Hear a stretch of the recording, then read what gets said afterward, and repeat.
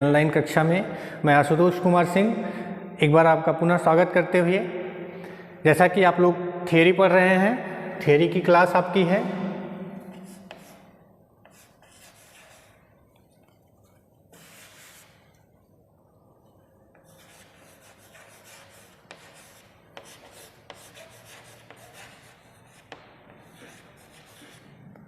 Theory जिसमें हमारा chapter चल रहा था डीसी मोटर।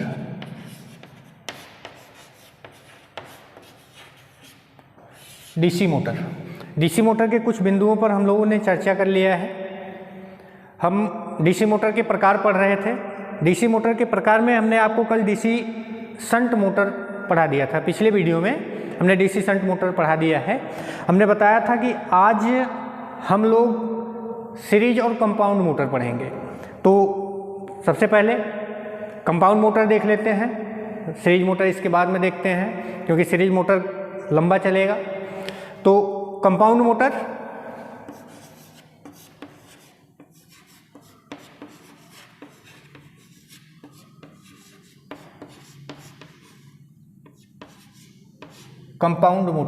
इसको डीसी भी लिख सकते हैं, डीसी कंपाउंड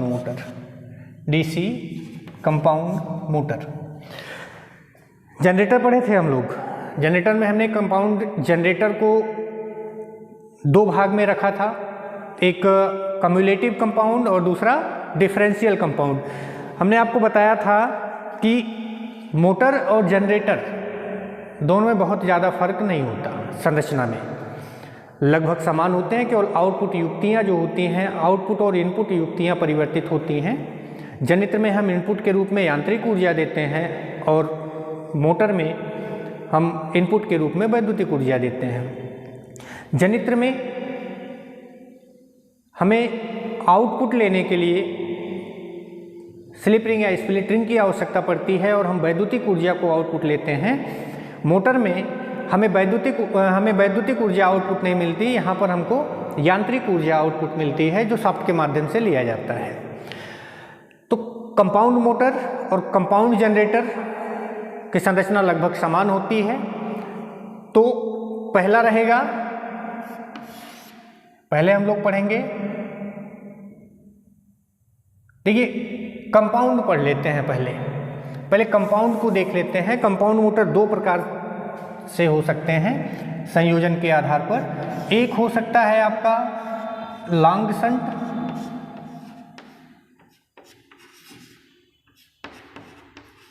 और दूसरा संयोजन के आधार पर शॉर्ट शंट।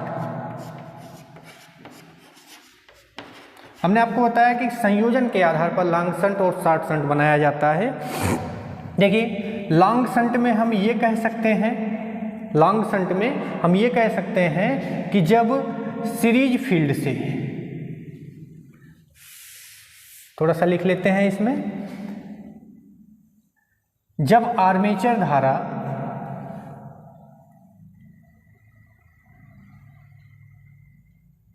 एक मिनट, देखिए जब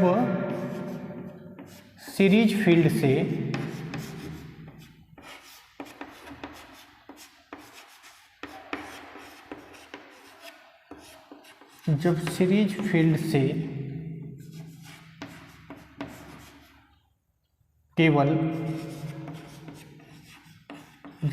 फील्ड से केवल आर्मेचर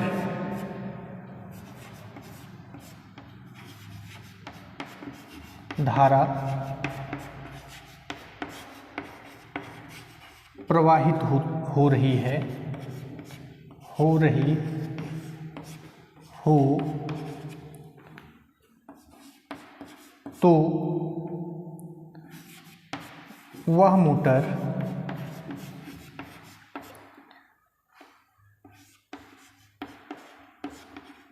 लॉन्ग शंट कंपाउंड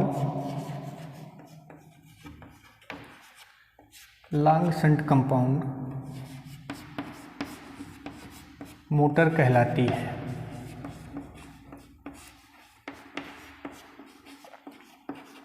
देखिए क्या कहा जा रहा है कि जब सीरीज फील्ड से केवल आर्मेचर धारा प्रवाहित हो रही हो तो वह motor long shunt compound motor कहलाती है। डायग्राम देख लेते हैं। बताया गया कि सीरीज फील्ड बना लेते हैं, ये सीरीज फील्ड हो गई। सीरीज फील्ड से केवल आर्मेचर धारा अर्थात आर्मेचर जो है यहाँ पर सीरीज फील्ड के श्रेणी क्रम में लगा होगा। आर्मेचर सीरीज फील्ड के श्रेणी क्रम में। और बोला गया कि जब सीरीज फील्ड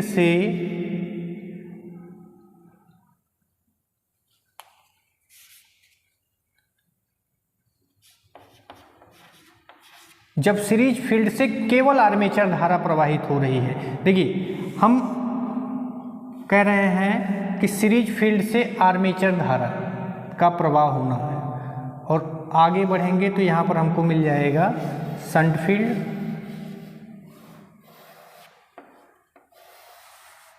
शंट फील्ड यहाँ से जो धारा आती है ये कहलाती है लोड धारा और इधर जो धारा बढ़ती है ये कहलाती है शंट फील्ड धारा और ये जो धारा है आपकी ये कहलाएगी सीरीज फील्ड धारा और यहाँ पर आने वाली धारा हो जाएगी IA अर्थात आर्मेचर धारा।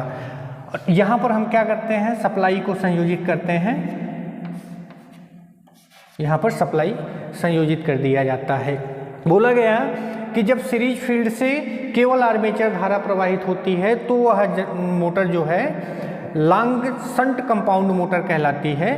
तो देखिए यहाँ पर जो धारा आ रही है इस पॉइंट पर, यहाँ से दो रास्ते पर डिवाइड हुई, एक शंट फील्ड की तरफ और दूसरी सीरीज फील्ड की तरफ। सीरीज क्या है कि सीरीज फील्ड आर्मेचर के श्रेणी क्रम में जुड़ा हुआ है, इस वजह कारण सीरीज फील्ड से प्रवाहित होने वाली धारा सीधे आर्मेचर में प्रवाहित होगी अर्थात आर्मेचर में प्रवाहित होने वाली धारा सीरीज फील्ड से होकर आ रही है, इसलिए इस मोटर को DC long shunt compound motor कहा जाएगा।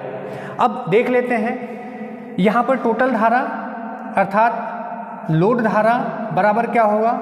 आपने पढ़ा है शंट मोटर में आपको हमने बताया था लोड धारा बराबर होता है ISH अर्थात शंट फील्ड धारा प्लस आर्मेचर धारा। तो अब यहाँ पर तीन चीज़ें हैं, यहाँ पे हमें देखना पड़ेगा कि शंट फील्ड धारा तो है ही है, शंट फील्ड धारा है, लेकिन अब यहाँ पर प्लस के साथ में हम क्या करेंगे, सीरीज फील्ड की जो धारा है वही आर्मेचर की धारा है अर्थात हम यहाँ पर लिख सकते हैं ISE या IA, क्योंकि ये श्रेणी क्रम में है और श्रेणी क्रम में क्या होता है, श्रेणी क्रम में IA बराबर होता है ISE। तो चाहे हम यहाँ पर आर्मेचर धारा का मान रखें या सीरीज फील्ड धारा का मान रखें, बात एक ही रहती है। ठीक, तो ये हो गया लॉन्ग शंट। और जब शॉर्ट शंट की बात आती है, आगे बढ़ते हैं, इसको हटाएंगे। अब बात करते हैं शॉर्ट शंट कंपाउंड मोटर की। देखिए शॉर्ट शंट हमने बताया एक लॉन्ग शंट होगा और दूसरा शॉर्ट शंट होगा। तो शॉर्ट शंट में देख लेते हैं, इसमें बोला गया है कि जब लोड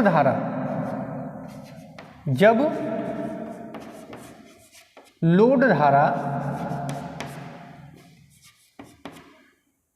सीरीज फील्ड से,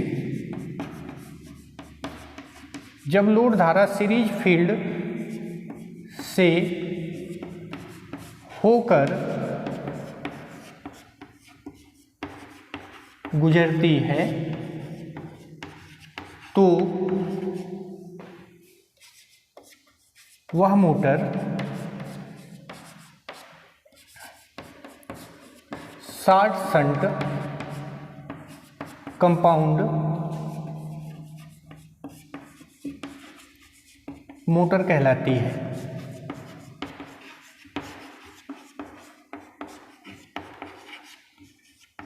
शॉर्ट शंट कंपाउंड मोटर कहलाती है। देखिए बोला जा रहा है कि से होकर कौन सी धारा जाती है, लोड धारा, अर्थात आपका IL बराबर ISE होगा, IL बराबर ISE, मतलब लोड धारा सीरीज फील्ड धारा के बराबर होगी। डायग्राम बना लेते हैं। लोड धारा सीरीज फील्ड धारा अर्थात जो हमारा टर्मिनल बॉक्स है, जो सप्लाई सोर्स है, सप्लाई सोर्स के श्रेणी क्रम में सीरीज फील्ड लगा हुआ है, तो सीरीज फील्ड को हम पहले सप्लाई सोर्स के श्रेणी क्रम में लगा लेते हैं। देखिए ये हमने बनाया सप्लाई सोर्स, ये सप्लाई सोर्स है, सप्लाई स्रोत। अब बोला गया है कि लोड धारा दिखा लेते हैं, ये IL, यहाँ पे बताया गया आपको कि लोड धारा जब सीरीज फील्ड से होकर प्रवाहित होगी, अर्थात यहाँ पर जो धारा प्रवाहित होगी वो रहेगी ISE, सीरीज फील्ड से प्रवाहित होने वाली धारा सीरीज फील्ड धारा। लेकिन सीरीज फील्ड धारा क्या है, यहाँ पर आपको हमने बताया IL बराबर ISE। अब आगे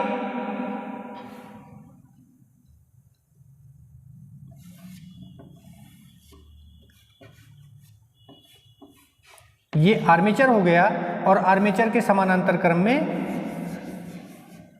शंट फील्ड, और शंट फील्ड को हम जोड़ दिए सप्लाई सोर्स से, शंट फील्ड को हमने जोड़ दिया सप्लाई सोर्स से। देखिए यहाँ पहुँचने के बाद ये धारा दो भागों में विभक्त हो जा रही है, एक ISH और दूसरा IA। अब यहाँ पर यदि टोटल धारा का मान ज्ञात किया जाए, अर्थात IL बराबर ISE, ये तो दिया ही गया है, ISE बराबर, आगे बढ़ेंगे तो इस बिंदु पर पहुंचने पर धारा प्रवाह के लिए दो पथ मिल जा रहे हैं, धारा प्रवाह के लिए दो पथ, एक मिल रहा है आपको IA, और धारा जब दो भागों में डिवाइड हो जा रही है, बट जा रही है, तो हम उन दोनों को जोड़ देंगे, यहाँ पर हो जाएगा ISH। ये शॉर्ट शंट कंपाउंड मोटर की टोटल धारा होगी, और लॉन्ग शंट कंपाउंड की टोटल धारा आपको पहले ही बताए थे। तो ये तो लॉन्ग शंट और शॉर्ट शंट की बात हो गई। अब बात आगे बढ़ती है कम्युलेटिव और डिफरेंशियल की। तो सबसे पहले हम पढ़ेंगे कम्युलेटिव कंपाउंड जनरेटर। कम्युलेटिव और डिफरेंशियल दोनों को इस तरह लॉन्ग शंट और शॉर्ट शंट में कन्वर्ट किया जा सकता है। तो सबसे पहले हम पढ़ेंगे कम्युलेटिव।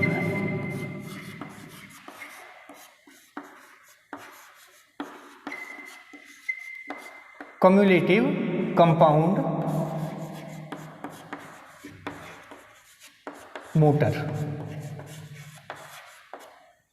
देखिए कम्युलेटिव कंपाउंड जनरेटर जब आपने पढ़ा था तो हमने आपको बताया था कि कम्युलेटिव कंपाउंड जनरेटर में सीरीज फील्ड और शंट फील्ड दोनों की जो चुंबकीय बल रेखाएं होती हैं वो आपस में जुड़ने वाले स्वभाव की होती हैं, अर्थात टोटल फ्लक्स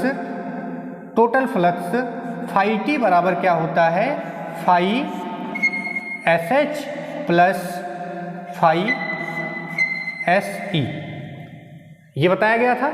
सेम वही कंडीशन यहाँ भी हो रहा है।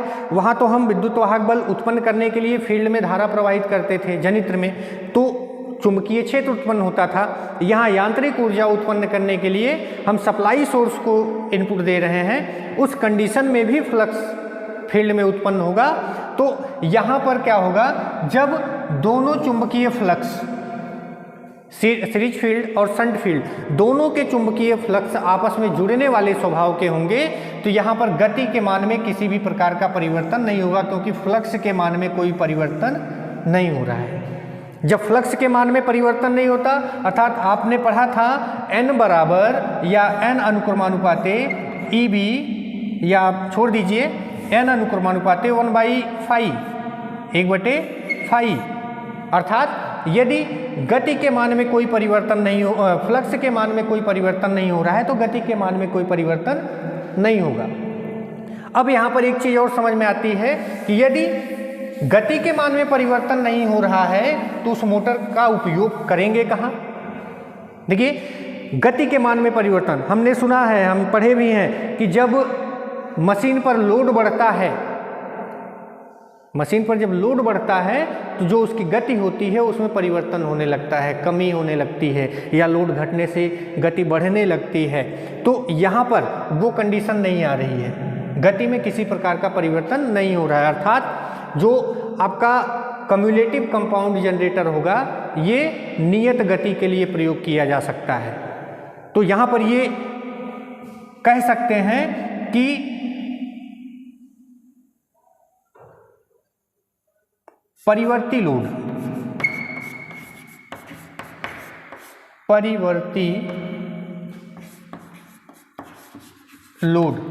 के लिए, परिवर्ती लोड के लिए, या ये कह सकते हैं नियत गति के लिए।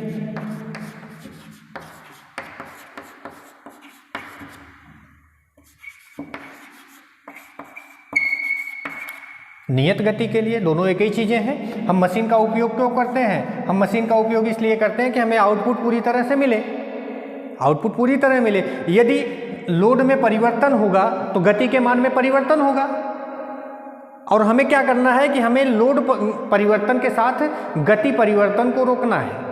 तो वहाँ पर गति परिवर्तन ना हो इसलिए हम कम्युलेटिव कंपाउंड जनरेटर मोटर का उपयोग करेंगे। अब यहाँ पर भी बोला गया है कि नियत गति के लिए, अर्थात वह कार्य जहाँ पर गति परिवर्तन ना हो। अब कहाँ पर नहीं होगा गति परिवर्तन, जैसे देख लीजिए, या आपने सुना होगा एलिवेटर, एलिवेटर सुना होगा, देखे भी होंगे आप। बड़े बड़े मॉल में जाएंगे तो सीढ़ी, इलेक्ट्रिक विद्युत से चलने वाली सीढ़ियाँ लगी होती हैं, या रेलवे स्टेशन पे गए होंगे तो वहाँ पर भी सीढ़ी मिली होगी आपको। आपने देखा होगा कि जब उस एलिवेटर पर एक व्यक्ति रहता है तो भी उसकी गति वही होती है, और जब सीढ़ियाँ या सीढ़ी मनुष्यों से भरी होती, व्यक्तियों से भरी होती है, या ये कह सकते हैं कि हर एक स्टेप पर कुछ ना कुछ व्यक्ति खड़े हों, तो भी उस एलिवेटर की गति वही रहती है, अर्थात गति में कोई परिवर्तन नहीं होता। तो एलिवेटर हो गया। हम कंप्रेसर भी बोल सकते हैं, कंप्रेसर में भी प्रयोग किया जा सकता है, एलिवेटर में कर सकते हैं, कंप्रेसर में कर सकते हैं। ये तो कम्युलेटिव का हो गया। एक बार फिर से देख लीजिए, कम्युलेटिव कंपाउंड मोटर वह मोटर होता है जिसमें सीरीज फील्ड और शंट फील्ड के चुंबकीय फ्लक्स आपस में मिलने वाले स्वभाव के होते हैं। जब दोनों आपस में मिलने वाले स्वभाव के होते हैं तो उस मोटर में चुंबकीय फ्लक्स के मान में परिवर्तन नहीं होता, अर्थात कमी और वृद्धि नहीं होती। फ्लक्स के मान में परिवर्तन होने से गति में परिवर्तन होने लगता है। क्यों?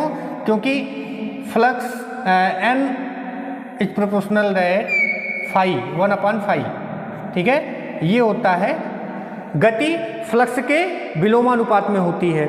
यदि यहाँ पर परिवर्तन हुआ, फ्लक्स के मान में परिवर्तन हुआ, अर्थात फ्लक्स कम हुआ तो गति बढ़ जाएगी, और यदि फ्लक्स के मान में वृद्धि हुई तो गति में कमी हो जाएगी। अर्थात कुछ भी होता है, लोड बढ़ने पर यदि फ्लक्स के मान में कमी या वृद्धि कुछ भी होती है तो गति के मान में परिवर्तन होना स्वाभाविक है। तो इसीलिए कम्युलेटिव कंपाउंड मोटर का उपयोग किया जाता है। जो कनेक्शन किया जाता है, जो संयोजन किया जाता है वो कम्युलेटिव टाइप का किया जाता है, जिससे गति के मान में परिवर्तन ना हो। अर्थात हम ये कह सकते हैं कि इस मशीन का उपयोग उस स्थान पर किया जाता है जहाँ पर गति निश्चित होती है, निर्धारित होती है या नियत होती है, अर्थात लोड के परिवर्तन के साथ, लोड के परिवर्तन के साथ गति में किसी भी प्रकार का परिवर्तन ना हो, उस स्थान पर कम्युलेटिव कंपाउंड मोटर का उपयोग किया जाएगा, जैसे एलिवेटर और कंप्रेसर। आगे बढ़ते हैं। इसका कनेक्शन देखना चाहें तो आप लोग देख सकते हैं, कनेक्शन में कोई अंतर नहीं है। आपको हमने लॉन्ग शंट कंपाउंड मोटर का डायग्राम इसके पहले बना के बताया है। सेम वही डायग्राम कम्युलेटिव कंपाउंड मोटर में है। डिफरेंशियल का परिवर्तित होगा, डिफरेंशियल का बदलेगा, तो डिफरेंशियल का देख लेते हैं। देखिए, दूसरा हो जाता है डिफरेंशियल।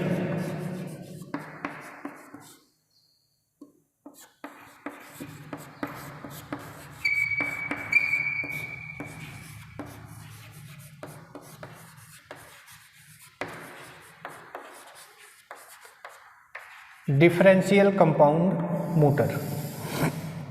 डिफरेंशियल मतलब भिन्न भिन्न, अर्थात यहां पर जो फ्लक्स होगा, यहां पर जो फ्लक्स होगा आपका सीरीज फील्ड और शंट फील्ड का, ये आपस में जुड़ने वाले स्वभाव के नहीं होंगे, अर्थात विपरीत स्वभाव के होंगे।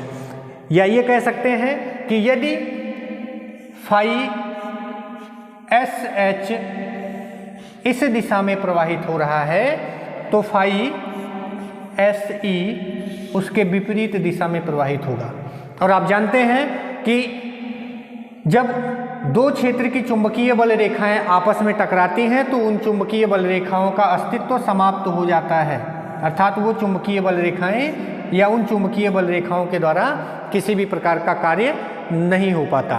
तो यहाँ पर क्या करना है, यहाँ पर हमको बताया गया कि वह संयोजन जिसमें शंट फील्ड की चुंबकीय बल रेखा सीरीज फील्ड की चुंबकीय बल रेखा के विपरीत दिशा में प्रवाहित हो, अर्थात जुड़ने वाले स्वभाव के ना हो, वो कहलाएगा डिफरेंशियल कंपाउंड, वो कहलाएगा डिफरेंशियल कंपाउंड। अब यहाँ पर समझिए कि जब जुड़ने वाले स्वभाव के नहीं होंगे तो यहाँ पर लोड बढ़ने पर गति में परिवर्तन हो जाएगा, या लोड बढ़ने पर फ्लक्स के मान में कमी या वृद्धि होगी। लोड परिवर्तन से फ्लक्स के मान में परिवर्तन होगा, और जब फ्लक्स के मान में परिवर्तन होगा तो गति भी परिवर्तित हो जाएगी, जिसके कारण हम इस मोटर को, जिसके कारण गति परिवर्तन के कारण हम इस मोटर को परिवर्ती गति मोटर के रूप में प्रयोग, स्थिर गति मोटर के रूप में प्रयोग नहीं कर सकते। अर्थात हमने क्या पढ़ा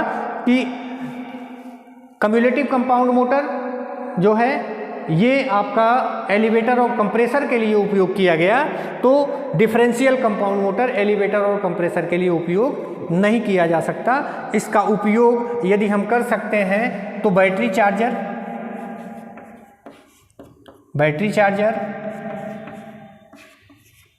ये बैटरी चार्जर के रूप में कर सकते हैं, क्योंकि यहाँ पर एक निर्धारित मान का लोड लगा होता है, किसी भी प्रकार का परिवर्तन लोड में नहीं होता। तो बैटरी चार्जर के रूप में हम डिफरेंशियल कंपाउंड मोटर का उपयोग कर सकते हैं। डायग्राम देख लीजिए, हमने आपको बताया था कि इसके सर्किट डायग्राम में परिवर्तन होगा, तो डायग्राम देख लेते हैं। ये शंट फील्ड, ये आर्मेचर,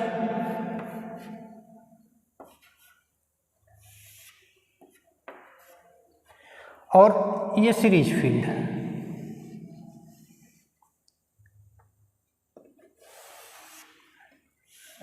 यहां पर हम जोड़ते हैं सप्लाई सोर्स को, यहां पर हम जोड़ते हैं सप्लाई सोर्स को। अब हमें सीरीज फील्ड का संयोजन इस प्रकार करना है कि यहां पर शंट फील्ड में प्रवाहित होने वाली, देखिए FSH, और ये सीरीज फील्ड है, यहाँ से जो धारा आती है ये होती है IL, और यहाँ पर जो धारा आती है ये होती है ISH, यहाँ पर आने वाली धारा IA। अब शंट फील्ड की धारा या शंट फील्ड में प्रवाहित होने वाला फ्लक्स यदि इस दिशा में है तो सीरीज फील्ड से प्रवाहित होने वाले फ्लक्स की दिशा बदलनी चाहिए। यही हमने आपको बताया कि यहाँ पर दोनों के द्वारा उत्पन्न फ्लक्स विपरीत दिशा में प्रवाहित होने वाले होंगे। तो समझिए, अब धारा यदि आर्मेचर से आगे बढ़ेगी तो यहाँ पर आके जुड़ेगी, और ये परिपथ आकर आपका यहाँ जुड़ जाएगा। देखिए, यहाँ से आर्मेचर से आने वाली धारा इधर आई और यहाँ से आगे की तरफ यहाँ मिल गई, इस दिशा में प्रवाहित होने लगी, तो आपस में दोनों के चुंबकीय फ्लक्स विपरीत दिशा में प्रवाहित होना प्रारंभ हो जाएंगे, जिससे उतने चुंबकीय फ्लक्स का निराकरण होगा या निराकृत होगी उतनी चुंबकीय फ्लक्स जितनी सीरीज फील्ड के द्वारा जितना चुंबकीय फ्लक्स उत्पन्न होगा उतनी कमी शंट फील्ड के चुंबकीय क्षेत्र में उत्पन्न हो जाएगी। अब जब शंट फील्ड के चुंबकीय क्षेत्र में कमी उत्पन्न हुई तो गति में परिवर्तन हो जाएगा। अर्थात हम ये कह सकते हैं कि यदि डिफरेंशियल कंपाउंड जनरेटर का उपयोग डिफरेंशियल कंपाउंड जनरेटर का उपयोग यदि हम बैटरी चार्जर के रूप में करते थे, तो यहाँ पर डिफरेंशियल कंपाउंड मोटर का उपयोग हम उस स्थान पर करेंगे जहाँ पर लोड परिवर्तन नहीं होता। ठीक, डायग्राम देख लीजिए अगर देखना चाहते हैं तो।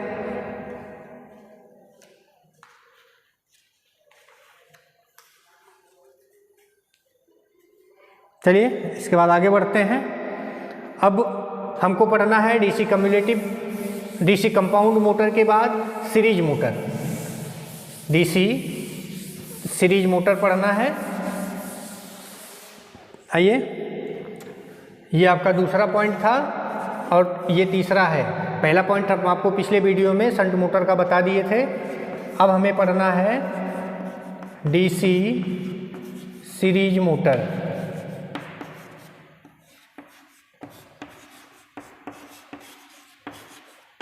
हमने शंट मोटर की विशेषता भी आपको बता दिया था।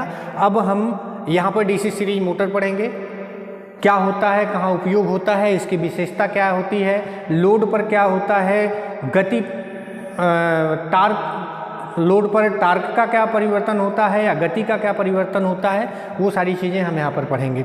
अब सीरीज बोला गया है, आपने सीरीज जनरेटर पढ़ा है। हम जनरेटर का डायग्राम बना लेते हैं यहाँ पर पहले, क्योंकि उसी से संबंधित है।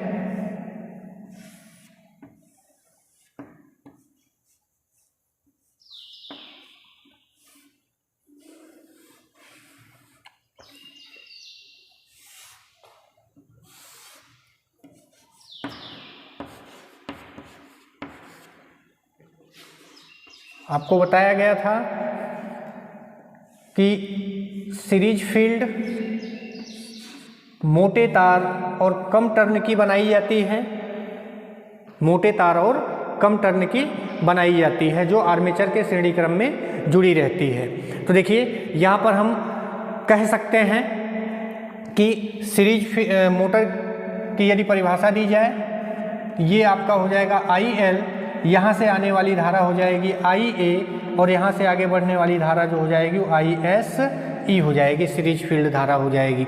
हम ये कह सकते हैं कि वह मोटर जिसके सीरीज फील्ड में आर्मेचर धारा का प्रवाह होता है, सीरीज फील्ड में आर्मेचर धारा का प्रवाह होता है, या ये कह सकते हैं कि वह मशीन जिसमें लोड धारा बराबर आर्मेचर धारा बराबर सीरीज फील्ड धारा होती है।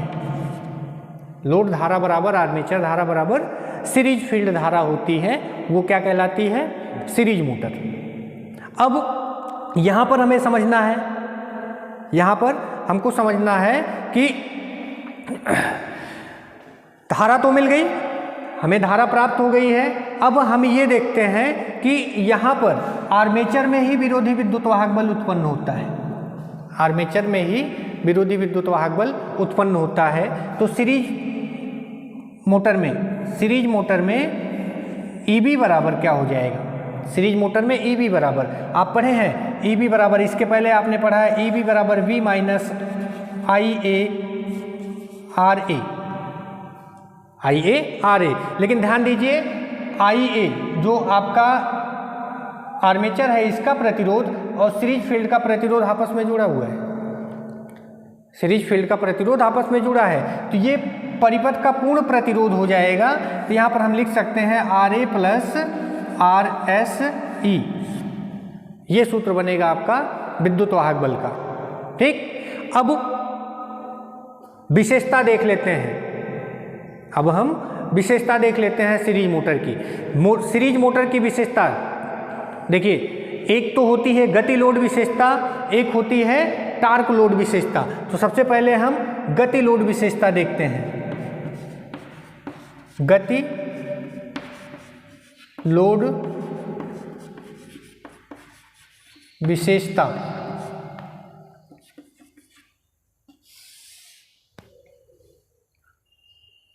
देखिए एक चीज समझिएगा, हमने आपको बताया था n, मतलब मोटर के घूमने की गति अनुक्रमानुपाती होती है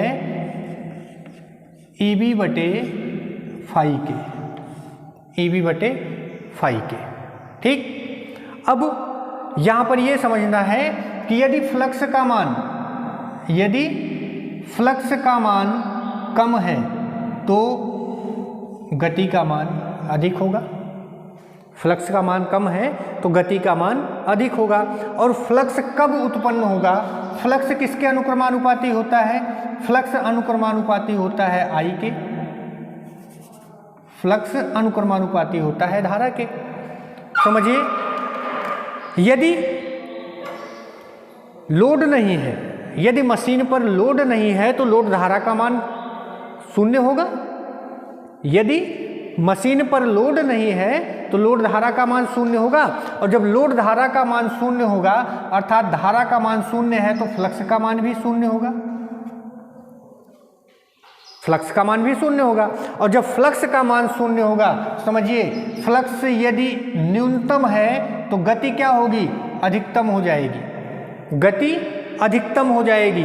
मतलब कहने का कि बिना लोड के, जब मशीन पर सीरीज मोटर पर लोड नहीं जुड़ा होता उस समय सीरीज मोटर की गति अधिकतम होती है, जो इस मशीन के लिए खतरनाक साबित हो सकती है। इसीलिए बताया जाता है कि सीरीज मोटर बिना लोड के प्रचालित नहीं कर सकते, बिना लोड के प्रचालित नहीं कर सकते। अर्थात यदि बिना लोड लगाए हम सीरीज फील्ड को प्रचालित करेंगे तो फ्लक्स का मान न्यूनतम होगा और फ्लक्स का मान न्यूनतम होने के कारण गति का मान अधिकतम हो जाएगा, जिससे हमारे मशीन की बाइंडिंग उखड़ सकती है या हमारा मशीन फाउंडेशन से उखड़ सकता है, या गति अधिक होने के कारण जो घूर्णन करने में सहायक पदार्थ सामग्रियां लगाई जाती हैं या पार्ट लगाए जाते हैं उनमें किसी प्रकार की कमी उत्पन्न हो सकती है।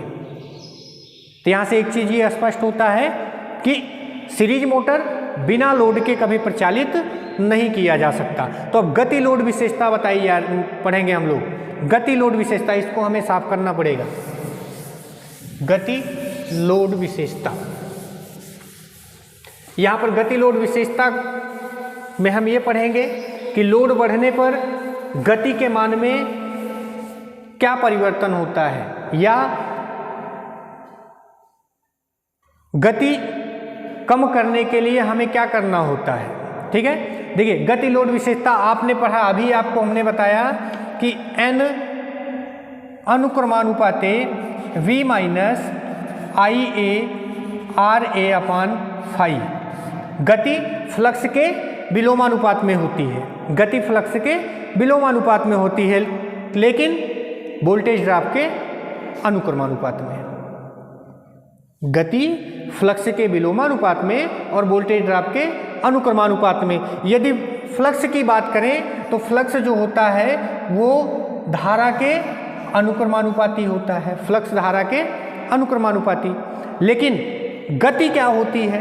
गति जो होती है वो फ्लक्स के विलोमानुपाती होती है, गति फ्लक्स के विलोमानुपाती। और एक चीज समझिए, यदि गति फ्लक्स के विलोमानुपाती है, यदि गति फ्लक्स के विलोमानुपाती है तो फ्लक्स और धारा समानुपात में है, तो हम यहाँ ये कह सकते हैं कि n अनुक्रमानुपाते 1/IA अर्थात आर्मेचर धारा, क्योंकि सीरीज मोटर है और सीरीज मोटर में IL बराबर IA बराबर ISE होता है। जब सभी की धारा IA है तो फ्लक्स भी IA के समान ही होगा। ठीक है, तो यहाँ पर n अनुक्रमानुपाते 1/IA हो जाएगा। अब यहाँ से समझिए कि यदि हमने फ्लक्स के मान में कमी किया, यदि हमने फ्लक्स के मान में कमी किया अर्थात धारा के मान में यदि हम कमी करते हैं तो गति के मान में वृद्धि हो जाएगी, गति के मान में वृद्धि हो जाएगी। और धारा के मान में कमी कब होगी? जब मोटर पर लोड नहीं लगा होगा।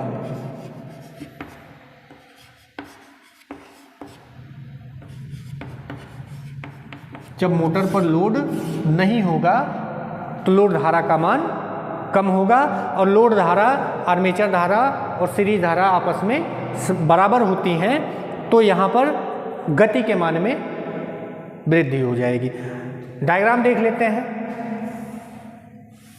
देखिए, यदि इसको हम गति मान लेते हैं और इसे धारा मान लेते हैं, गति मान लेते हैं और धारा मान लेते हैं, तो देखिए जब लोड नहीं है तो धारा का मान 0 है, और हमने बताया कि यदि धारा का मान न्यूनतम होगा तो गति अधिकतम होगी, अर्थात गति यहाँ होगी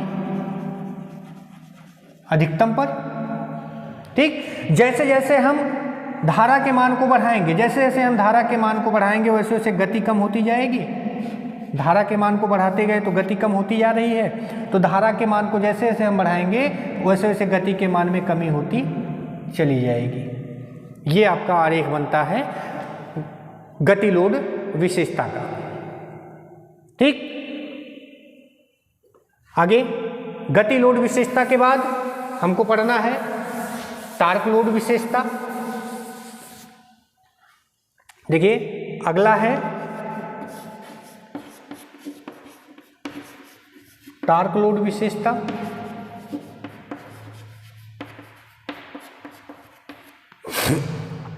हमने क्या पढ़ा था? टार्क 1/, या अनुक्रमाती 1/, नहीं 1/। देखिए, यदि टार्क की बात की जाए तो टार्क जो होता है वो फ्लक्स के ऊपर निर्भर करता है। ठीक है, फाई, और उसी में आगे हमने पढ़ा था IA। एक चीज़ यहाँ हम आपको समझाने का प्रयास करेंगे। देखिए, हमने 2 आरेख बनाया है। एक मैं बना रहा हूँ धारा के लिए और दूसरा बना रहा हूँ फ्लक्स के लिए। यदि धारा प्रत्यावर्ती है तो फ्लक्स भी प्रत्यावर्ती होगा, सेम उसी तरह से।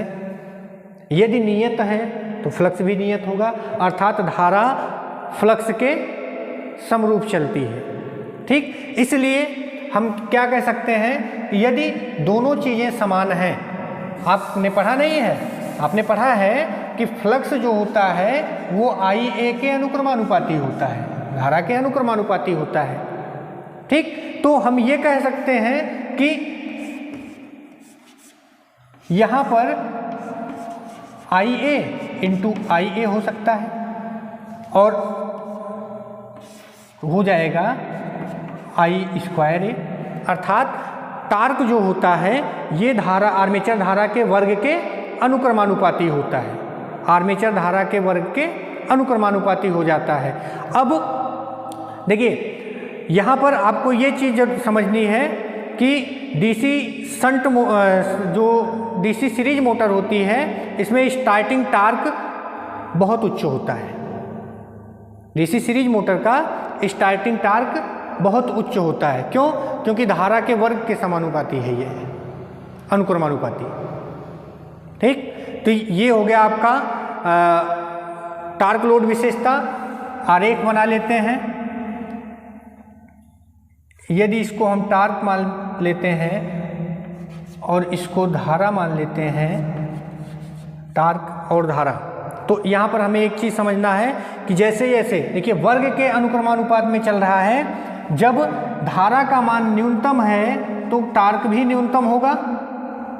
धारा का मान न्यूनतम है तो टार्क भी न्यूनतम होगा। जैसे जैसे हमारी धारा बढ़ेगी वैसे वैसे टार्क भी बढ़ता जाएगा, और एक समय ऐसा आएगा जब गति, जो निर्धारित गति होती है सीरीज मोटर की, उस गति पर पहुंचने पर हम, यदि लोड युक्त मोटर है तो धारा का मान बढ़ाते जाएंगे तो गति में किसी भी प्रकार का परिवर्तन नहीं होगा।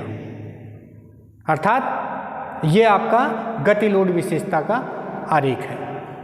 बना लीजिए अगर बनाना चाहते हैं तो।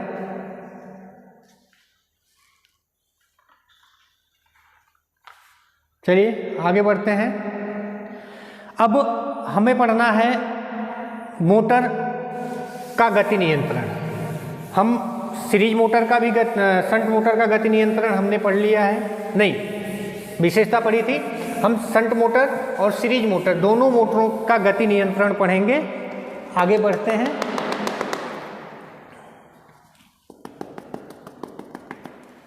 देखिए पढ़ेंगे गति नियंत्रण, ठीक है। सबसे पहले हम पढ़ लेते हैं सीरीज मोटर का गति नियंत्रण। पहले सीरीज मोटर,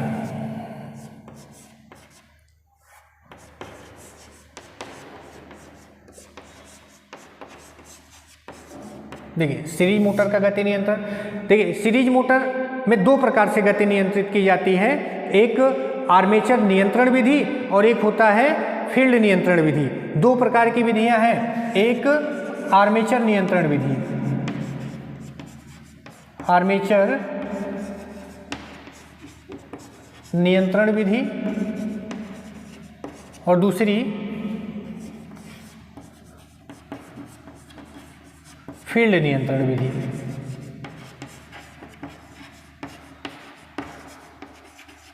चलिए फील्ड नियंत्रण विधि आगे हमको दो प्रकार की मिलती है, एक होती है आर्मेचर डायवर्टर विधि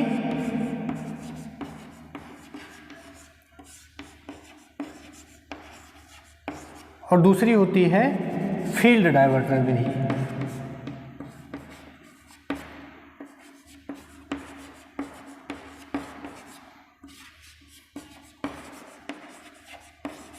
तो सबसे पहले हम पढ़ेंगे आर्मेचर नियंत्रण विधि। सबसे पहले हमको पढ़ना है आर्मेचर नियंत्रण विधि। चलिए आर्मेचर नियंत्रण विधि पे आते हैं। देखिए डायग्राम बनाते हैं हम पहले। सीरीज मोटर पढ़ रहे हैं तो सबसे पहले हम क्या कर लेते हैं, सीरीज मोटर का डायग्राम बना लेते हैं।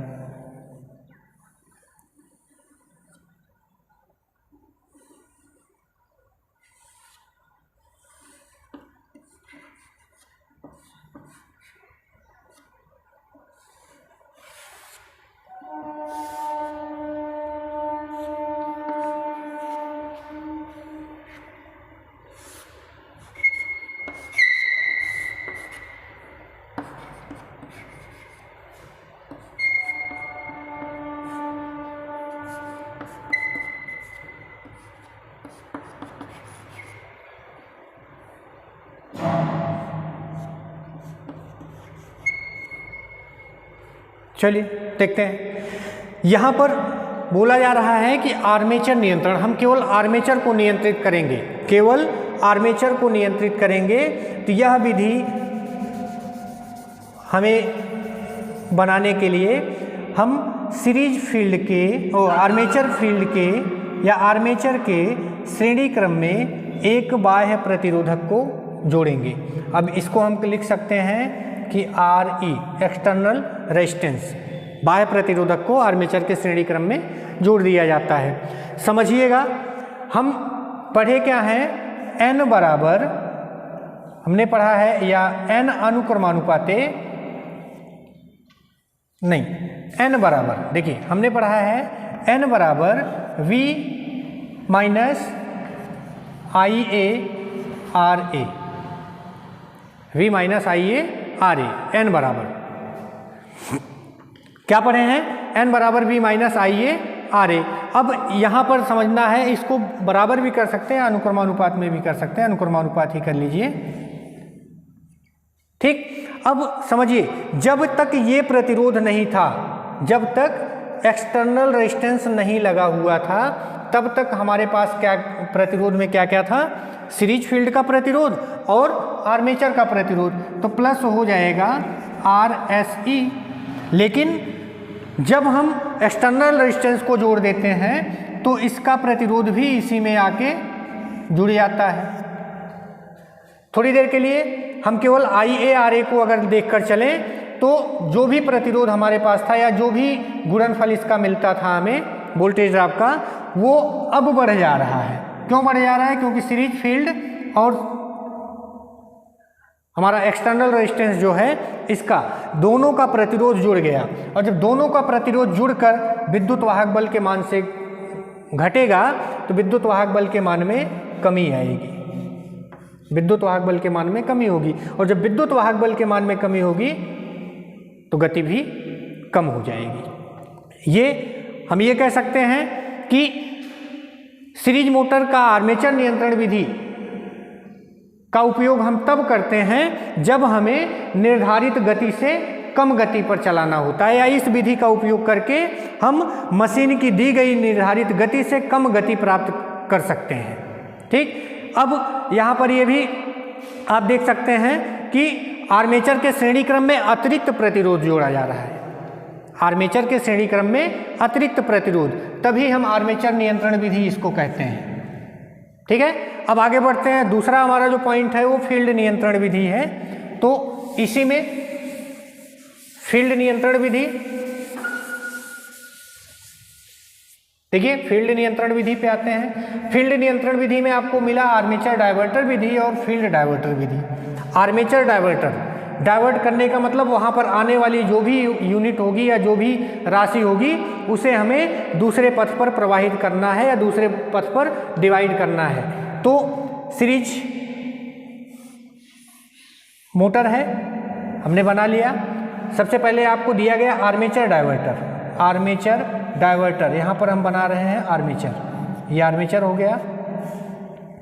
हम आर्मेचर के श्रेणी समानांतर क्रम में, आर्मेचर के समानांतर क्रम में एक प्रतिरोध को जोड़ेंगे,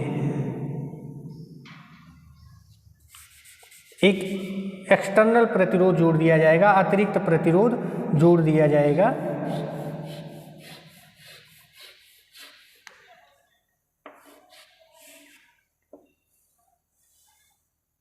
ये देखिए, अब यदि परिपथ को पूर्ण करते हैं, यदि परिपथ को पूर्ण किया जाता है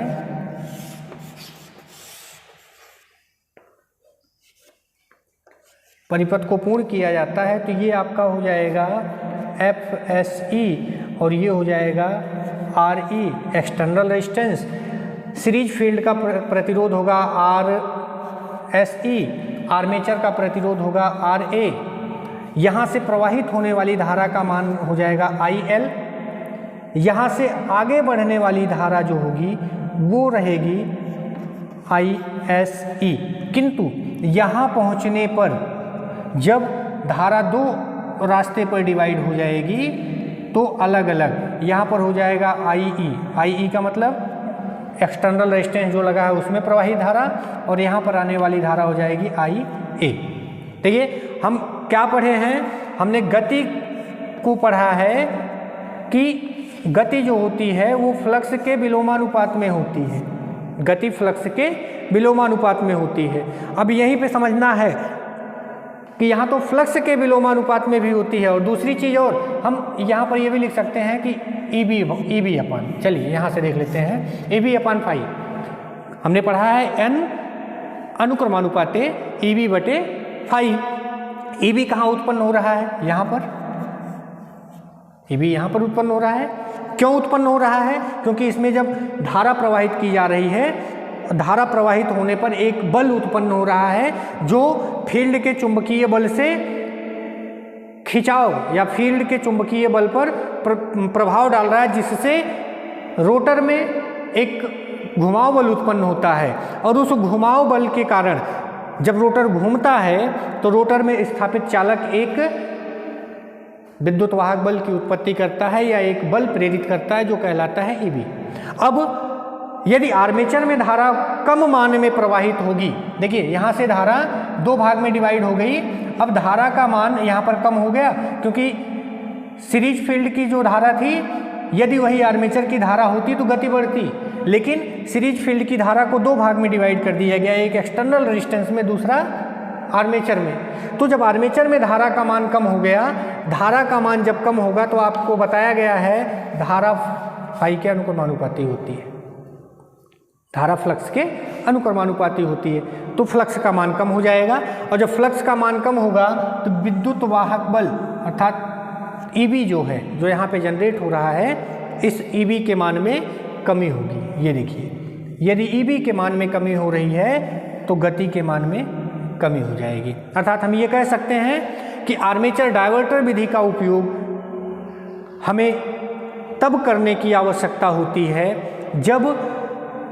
सीरीज मोटर के निर्धारित गति से कम गति पर कार्य करना होता है, तब हम आर्मेचर डायवर्टर विधि का उपयोग करते हैं। अगला है फील्ड डायवर्टर विधि। अगला है फील्ड डायवर्टर। अब जो प्रक्रिया यहाँ पर देखिए, आर्मेचर को डायवर्ट करने के लिए हमने आर्मेचर के समानांतर क्रम में एक एक्सटर्नल रेजिस्टेंस जोड़ा था। अब बोल रहा है फील्ड डायवर्टर, फील्ड कौन सी है? सीरीज है। अब वही प्रक्रिया उठाकर हमें सीरीज फील्ड में कर देनी है, तो इसको हटा लेते हैं यहाँ से।